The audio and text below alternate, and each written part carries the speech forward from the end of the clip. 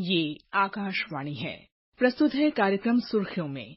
इसके अंतर्गत सुनिए विश्व स्तर पर स्वीकार्य मुद्रा के रूप में उभरते रुपये पर चर्चा।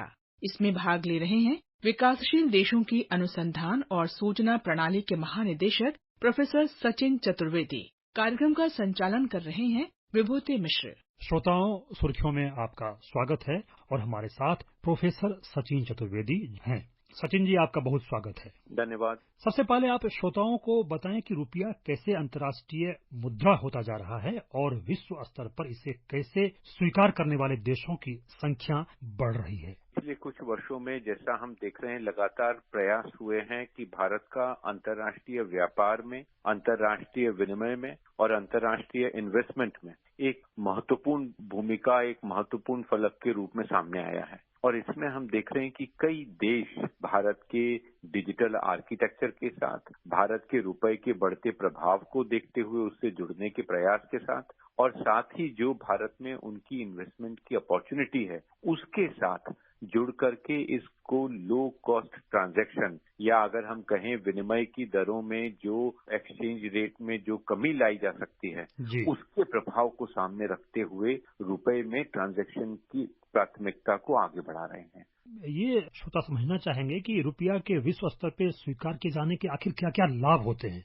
देखिए, उसके कई लाभ हैं। सबसे पहला, जैसा मैंने कहा, आज आप अगर किसी से कोई 2 करोड़ का या 5 करोड़ का कोई सामान अगर आज आप इंपोर्ट कर रहे हैं तो आपको डॉलर में उनको पेमेंट करना पड़ती है। डॉलर का पेमेंट कई दफा ज्यादा समय भी लगाता है और एक्सचेंज रेट में हम दोनों देश, हम भी और जो हमारे विकासशील दूसरे देश हैं वो भी इसमें पैसे को खोते हैं। तो अभी आप अगर देखेंगे तो भारत ने हाल ही में Singapore, Malaysia, Indonesia, Sri Lanka, Nepal, Bhutan, ऐसे कई देश हैं जो हमारे सामने ये मुद्दा लेकर आए कि हम क्या लोकल करेंसी में ही ट्रांजैक्शन कर लें। तो सबसे पहला लाभ ये है कि हम जो करेंसी को डॉलर और डॉलर से रुपए में और फिर उनकी लोकल करेंसी में करते हैं तो उसमें हम लोगों को अनावश्यक रूप से अभिभार भी उठाना पड़ता है, जो सरचार्ज होता है करेंसी कन्वर्शन का। और दूसरा, इंटरनेशनल करेंसी पर्टिकुलरली डॉलर जिसके माध्यम से ये कन्वर्शन होता है वो भी बार बार बदल रहा है, उसकी वैल्यू भी बार बार बदल रही है।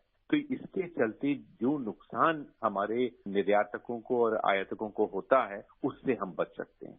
तीसरा महत्वपूर्ण हिस्सा इसका ये है कि आपको कोई रिजर्व लाइन लेकर के एक्सपोर्टर्स को नहीं रखनी पड़ती कि हमें इतने डॉलर्स लेके रखने पड़ेंगे क्योंकि हमें ये एक्सपोर्ट करना है या हमें इंपोर्ट करना है। तो ये इंडिविजुअल ट्रेडर्स के लिए भी महत्वपूर्ण है और वैसे ही सरकार के लिए, जैसे हमारी ऑयल की आमदनी अब कई गुना सुधर चुकी है क्योंकि अब हम रुपए में कई लोगों के साथ ट्रांजैक्शन की शर्तों के दायरे में आ चुके हैं। तो उससे उन देशों को भी फायदा होता है क्योंकि उनको रुपया मिलता है तो जो वो हमसे इंपोर्ट कर रहे हैं उससे वो हमें पे कर सकते हैं और हम रुपए में उन लोगों को ऑयल का पेमेंट कर सकते हैं। तो हमारे लिए फायदा है कि हम कम कॉस्ट में इस ट्रांजैक्शन को कर सकते हैं।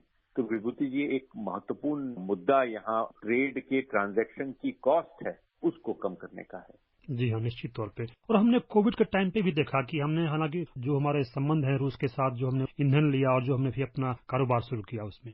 बिल्कुल सही है। और ये रूस के साथ हमारा रुपए रूबल ट्रेड कुछ समय पहले से चल रहा था, 80 के दशक में भी हुआ, फिर बीच में छूटा, फिर शुरू हुआ। लेकिन अभी नया जो बदलाव आया है वो 4 तरह के हमारे महत्वपूर्ण इनिशिएटिव से आया है। सबसे पहला, जो 2022 में हमने एक सर्कुलर जारी करा और हमने अपने बैंकों को इस बात की इजाजत दी कि वो जो पेमेंट सेटलमेंट है वो रुपये में कर सकते हैं। तो अब इसके लिए कोई centralised STC, state trading corporation जैसी एंटिटी नहीं है, ये हमने डेलीगेट कर दिया उन पावर्स को। तो सबसे बड़ा महत्वपूर्ण हिस्सा रिजर्व बैंक की तरफ से इस सर्कुलर के रूप में रहा। दूसरा, अगर आप देखेंगे कि जो रुपए के डेरिवेटिव्स हैं जो फॉरेन करेंसी में और इंटरनेशनल फाइनेंशियल सर्विसेज में आते हैं उसको भी हमने सामने ला करके रखा। और तीसरा महत्वपूर्ण है कि जो हमारे डोमेस्टिक बैंकिंग ऑपरेशंस हैं उनको भी इस बात की इजाजत दे दी। गिफ्ट सिटी जैसा गुजरात में हमने एक बनाया है, उसके जैसा हमने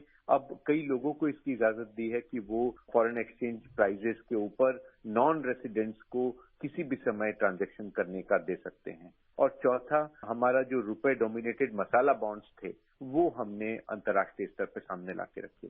तो एक आप देखते हैं कि ये कई ऐसे नीतिगत निर्णय लिए गए जिनमें कि अब हम देख रहे हैं कि कई सारे अंतर्राष्ट्रीय स्तर पर लोग रुपए को ट्रांजैक्शन के रूप में देख रहे हैं। अगर आज आप देखें तो जो आपने रशिया का कहा, उस कतार में अब आप देख सकते हैं सिंगापुर है, मलेशिया है, इंडोनेशिया है, हांगकांग है, श्रीलंका है, यूनाइटेड अरब एमिरेट्स है, कुवैत है, ओमान है, कतार है, और अब तो मैं देख रहा हूं कि यूनाइटेड किंगडम भी रुपए को एक्सेप्ट कर रहा है। नेपाल और भूटान में तो लीगल टेंडर ही माना जाता है, तो नेपाल राष्ट्र बैंक कहें या royal monetary authority of Bhutan कहें, तो ये दोनों जगह तो ये लीगल टेंडर माना जाता है। तो रुपए की ये जो स्थिति में सुधार अंतर्राष्ट्रीयकरण के कारण हुआ, उसमें कई इन नीतिगत निर्णयों की महत्वपूर्ण भूमिका है।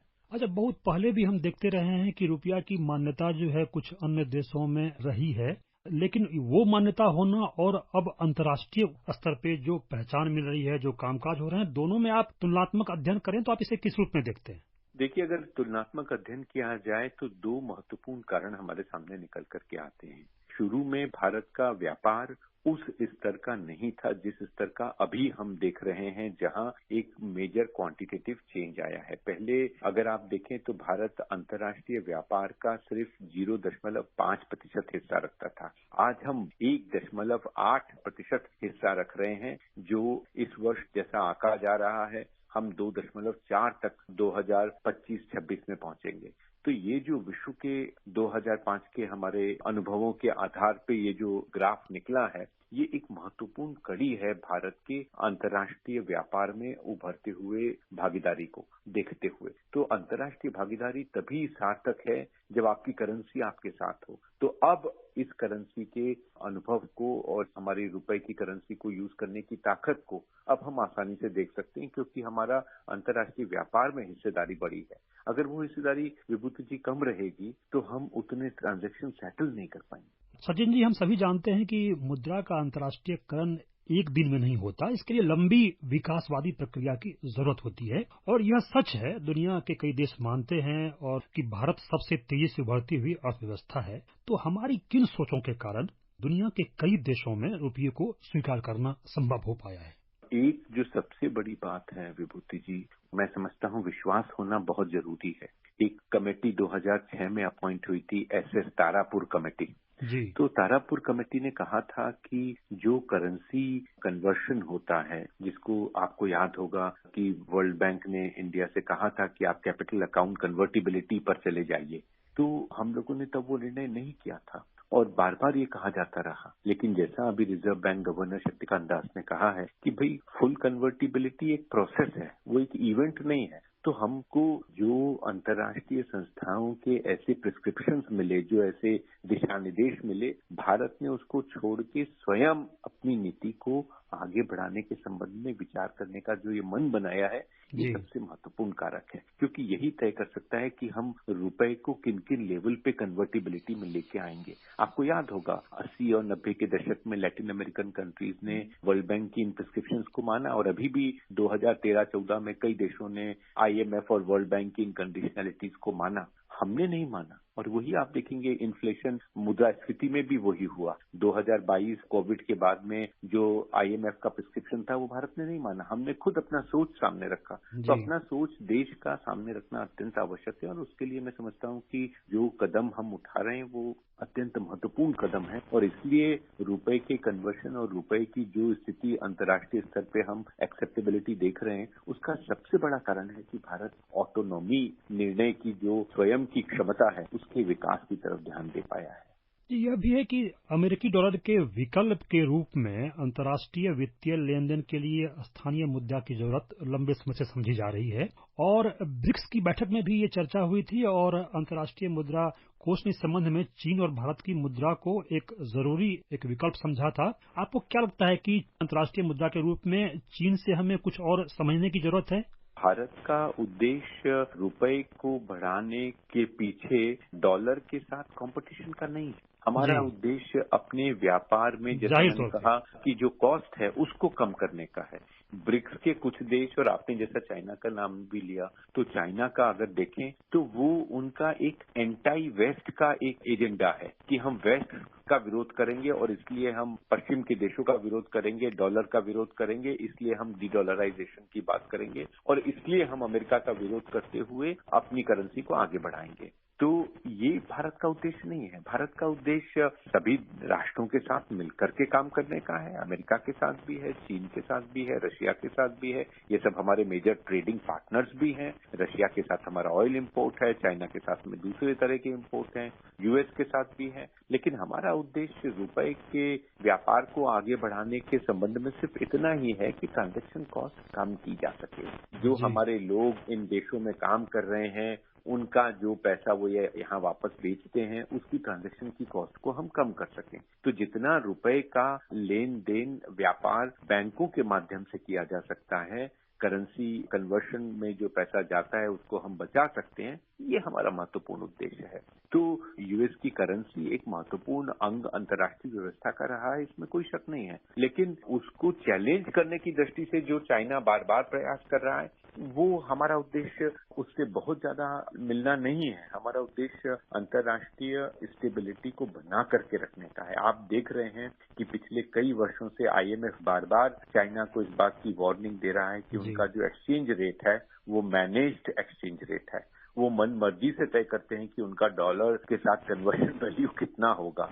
भारत का ऐसा नहीं है। हमारी करेंसी कभी 83 रुपए $1 के लिए जाती है, कभी 90 जाती है। लेकिन अगर आप देखेंगे कि पिछले 10 वर्षों में उसका एक बैंड ही रहा है, वो उतना ही डाइवर्जन हमारे करेंसी के वैल्यू में आता है। तो मार्केट फोर्सेस जो हैं वही उसको डिटरमिन करते हैं, हम आर्टिफिशियली उसको नहीं करते हैं। जबकि चाइना के केस में ऐसा नहीं है। तो चाइना एंटी वेस्ट एजेंडा को लेकर अगर आगे बढ़ेगा तो भारत का उसके साथ उतना मिलना संभव नहीं हो सकता। जी हाँ, जी हाँ।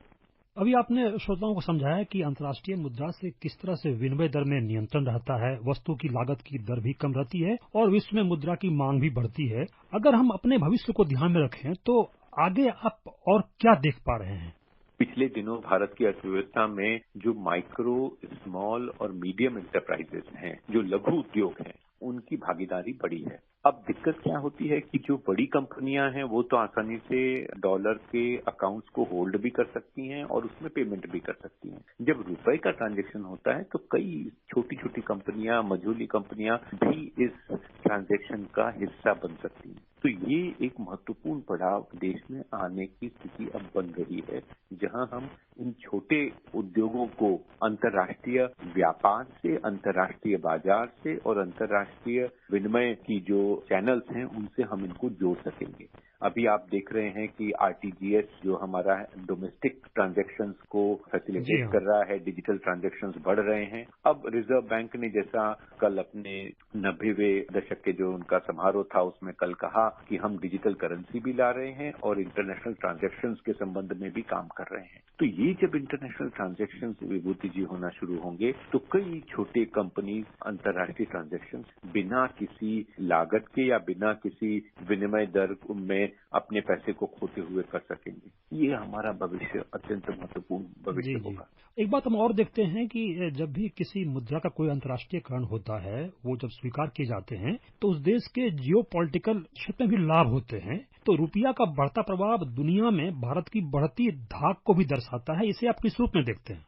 ये बिल्कुल सही कह रहे हैं आप, और ये दोनों दृष्टियों से महत्वपूर्ण है। व्यापार की दृष्टि से भी महत्वपूर्ण है और राजनयिक दृष्टि से भी महत्वपूर्ण है। क्योंकि अगर डिप्लोमेटिक वर्ल्ड में आप देखें तो जैसा जियो पॉलिटिक्स में हम देख रहे हैं कि भारत के प्रति लोगों का झुकाव जो है वो बड़ा है। दक्षिण की हम बात करते हैं या ग्लोबल साउथ की हम बात करते हैं, उनका भारत में विश्वास बढ़ा है। तो ये दृष्टि से जो गवर्नेंस के मॉडल हैं, गुड गवर्नेंस के जो मॉडल हैं, सुशासन के जो मॉडल हैं, वो वित्तीय क्षेत्र में भारत की धाक को सिर्फ एक महत्वपूर्ण प्रभाव के रूप में नहीं, एक विश्वास के रूप में देख सकते हैं। और आरबीआई जैसी हमारी संस्थाओं ने अंतर्राष्ट्रीय स्तर पर इस विश्वास को बढ़ाने का एक महत्वपूर्ण काम भी किया है। तो वो दोनों चीजें हमारे सामने हैं। तो इसलिए राजनयिक दृष्टि से भी और व्यापार की दृष्टि से भी, सुशासन की दृष्टि से भी वित्तीय संस्थाओं में विश्वास एक महत्वपूर्ण कड़ी है। इनको एक साथ जोड़ करके देखने की आवश्यकता है। सचिन जी, आप आए और श्रोताओं को इतनी महत्वपूर्ण जानकारियां दी, इसके लिए आपका बहुत बहुत धन्यवाद।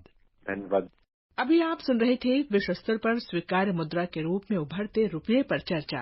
इसमें भाग ले रहे थे विकासशील देशों की अनुसंधान और सूचना प्रणाली के महानिदेशक प्रोफेसर सचिन चतुर्वेदी। कार्यक्रम का संचालन कर रहे थे विभूति मिश्र। ये कार्यक्रम आकाशवाणी के समाचार सेवा प्रभाग द्वारा प्रस्तुत किया